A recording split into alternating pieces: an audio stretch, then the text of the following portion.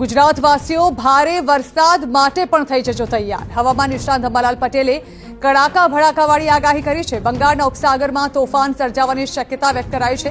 અરબ સાગરમાં પણ 28 મેથી 3 જૂન સુધી બની શકે છે સિસ્ટમ। 7 જૂન સુધીમાં રોહિણી નક્ષત્રનો વરસાદ થવાની શક્યતા છે। 8 થી 15 જૂન સુધીમાં ચોમાસાની રાજ્યમાં થઈ શકે છે શરૂઆત। ભારે પવન સાથે 80 કિલોમીટરની ગતિએ પવન ફૂંકાવાની શક્યતા વ્યક્ત કરી છે, તો અનેક વિસ્તારોમાં ભારે પવન સાથે વરસાદ ખાબકી શકે।